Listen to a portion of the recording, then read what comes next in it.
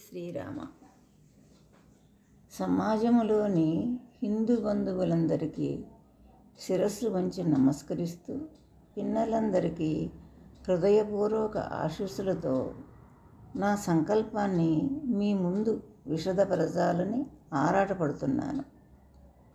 ఆ సంకల్పం సబబైనదేనా, ఆచరణ యోగ్యమైనదేనా అని మీరే, అంటే ఇది విన్న హిందూ బంధువులందరూ నిర్ణయించాలని మనవి. పునరపి జననం పునరపి మరణం, పూర్వజన్మ సుకృతం. ఈ నగ్న సత్యాన్ని మన పెద్దలు ఉగ్గుపాలతో రంగరించి మనకు పోశారు. ఈ భావార్థం ప్రతి హిందువుకు విదితమే. ఈ జన్మలో సుఖపడుతున్నాము అంటే పూర్వజన్మ పుణ్యం, దుఃఖపడుతున్నాము అంటే పూర్వజన్మ పాపం అని. ఈ భావార్థాలన్నీ మనుష్య జన్మ కాబట్టి అన్నీ అవగతమవుతున్నవి. దీపం ఉండగానే ఇల్లు చక్కబెట్టుకోమన్నట్లు సామెత. ఇంకా ముందు సామెత గూట్లో దీపం నోట్లో ముద్ద, అంటే సూర్యుడు ఉన్నప్పుడే అన్నీ చక్కబెట్టుకొని దీపం పెట్టగానే భోంచేయమని. ఇంకా ముందు సూర్యోదయం సూర్యాస్తమయం బట్టి జీవనశైలి ఉండేది. దీని భావం మనిషి జన్మలోనే అన్నీ చక్కబెట్టుకోవాలి అని. ఈ బిజీ లైఫ్లో ఏం చక్కబెట్టుకోవాలన్న తలంపే రావడం లేదు. మనిషికి ఖాళీ లేదు, మనసుకు అంతకన్నా ఖాళీ లేదు. ఈ జన్మ బంధాలను, బాధ్యతలను చక్కబెట్టుకోవడమే ఒక యజ్ఞంలాగా ఉంటే వచ్చే జన్మ గురించి ఆలోచన అని హాస్యధోరణిగా భావించకండి. చదువు, ఉపాధి, వివాహం, సంతానం, వాళ్ళ సెటిల్మెంట్ బాధ్యతలు మనకైనా మన తల్లిదండ్రులకైనా రేపు మన పిల్లలకైనా ఇదే ప్రాసెస్. అన్ని రకాలుగా సెటిల్ అయ్యామనుకోండి, వచ్చే జన్మకు పనికి వస్తుంది అని బ్యాంకు బ్యాలెన్సు, పొలము, ఇల్లు ఏదమర్చుకున్నా ఏవి చెందవు. సుబ్రహ్మరెడ్డి గారు ఒక సందర్భంలో అన్నారు, పెద్ద ఇల్లు కట్టి వచ్చే జన్మలో గత జన్మ గుర్తుతో ఈ ఇల్లు నాదే అంటే పనిష్మెంట్ ఇచ్చి గెట్అవుట్ అంటారు. అలా ఏది పనికిరాదు. మన పెద్దలు చాలా గొప్పవారు. పుణ్యము పనికి వస్తుందని చెప్పారు. అది గాలిలాగా కనపడదు, భగవంతుడు కనపడడు, కానీ ఆయన లీలలు ఎలా గోచరమవుతాయో. మనం చేసిన పుణ్యం కనపడదు, కానీ దాని ప్రభావం మనపై ప్రభావితం అవుతుంది. మన పెద్దలు పుణ్యం ఎలా సంపాదించాలి అంటే మార్గాలు చెప్పారు. ఒకటి భగవన్నామస్మరణ, మాధవ సేవ, మానవ సేవ, గోసేవ. అధునాతనంగా ఆర్థిక స్తోమత ఉన్న వారు అనేక పుణ్యకార్యాలు చేస్తున్నారు. ఈ కరోనా టైంలో ఎంతోమంది దానకర్ణులు బయటకు వచ్చారు, ఎంతో హర్షణీయం. పూర్వం ఆర్థిక స్తోమత అందరికీ ఉండేది కాదు, ఇప్పుడు పర్వాలేదు, ఎన్ఆర్ఐలు ఎక్కువయ్యారు.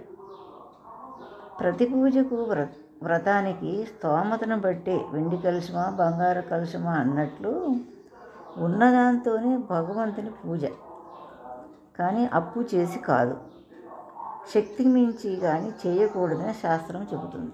ప్రపంచంలో ఎక్కడ ఉన్నా ఆర్థిక స్తోమత ఉన్న మన హిందువులందరూ ఒక ట్రస్టుగా ఏర్పాటు చేసి, ఉదాహరణకు ఒక మనిషి 1,00,000 ఫిక్స్డ్ చేశారనుకోండి, అది జన్మలైనా అలా, అది ఎన్ని జన్మలైనా అలానే ఉంటుంది. దానికి నామినీలు ఉండరు. ఆ 1,00,000పై వచ్చే వడ్డీ ద్వారా చేసే మంచి పనుల పుణ్యం వాళ్ళ ఖాతాలో భగవంతుడే ధర్మబద్ధంగా చేరుస్తాడు. ఇది హిందువులందరికీ నమ్మకము, సమ్మతం అని తెలుస్తున్నాను. ఇక పుణ్యకార్యాలు. పూర్వం ప్రజలు అన్నమో రామచంద్ర అనేవాళ్ళట, ఇప్పుడు ఆరోగ్యమో రామచంద్ర అనే పరిస్థితి. సమర్థత ఉన్న స్తోమత లేని పిల్లల్ని చదివించడం, ఆరోగ్య పరిరక్షణ, అన్నదానాలు, కొత్త గుడులు కట్టకుండా మహానుభావులు ఎందరో కట్టించి ఆదరణకు నోచుకొని అమూల్యమైన గుడులను ఉద్ధరించి వారి శ్రమను వృధా కాకుండా కాపాడిన వారం అవుతాము. ఈ మధ్య ప్రవీణ్ మోహన్ గారు చూపించే దేవాలయాలు చూస్తుంటే మనసు జలధరిస్తుంది. ఒక్క శిల్పం చెక్కించగలమా? ఒక సన్నివేశాన్ని చిత్రీకరించగలమా? అలాంటి మన హిందువులు కట్టించిన గుడులను మన భావితరాలకు తరాలకు విజ్ఞానము, జీవనశైలి అందాలన్న తపన కనపడుతుంది. మహమ్మదీయులు గుడులను పడగొట్టారు అంటారు. మరి పడిపోయిన గుడులను మనం ఉద్ధరించవలసిన బాధ్యత మనదే. చెడు పనులు చేసేవాడు పాపాత్ముడు, కానీ చెడు పనులు చేసేవాడిని వారించకుండా చూస్తూ ఉండేవాడే ఇంకా పాపాత్ముడు అన్నట్లు గుడులను పడగొట్టడం ఎంత పాపమో, మన హిందువులమైండి వాటిని కొంతైనా ఉద్ధరించకపోవడం ఇంకా పాపం. ప్రతిదీ గవర్నమెంట్ చేయాలనే లేదు. ఈ మధ్య ఒక్కో ఊరు దత్తత తీసుకొని బాగు చేస్తున్నట్లు హిందువులు ఒక ట్రస్టుగా ఏర్పడి ఎవరి డబ్బు వాడకుండా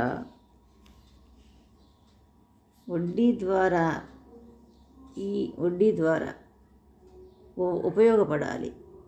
మన భావితరాలకు మనం కొంతైనా ఉపయోగపడాలని ఈ మనీ ప్రాసెస్ ఒక దేవుడి పేరు మీద లేక ఒక ప్రైవేటు బ్యాంకు లేక ట్రస్ట్ లాగా ఏర్పడి నడిపిస్తే చాలామంది హిందువులు ముందుకు వస్తారని భావిస్తున్నాను. అన్నమయ్య సినిమాలో అన్నమయ్య తల్లి లోకజ్ఞానం లేని దాన్ని అని ఏదో సందర్భంలో అంటుంది. అలా కాదు, కానీ సరి అయిన లోకజ్ఞానం లేని దాన్ని మనసుకు తోచింది చెప్పేశాను. ఇది విన్న విఘ్నులు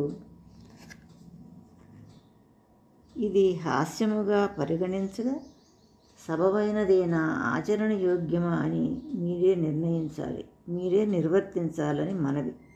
సెలవు మరి.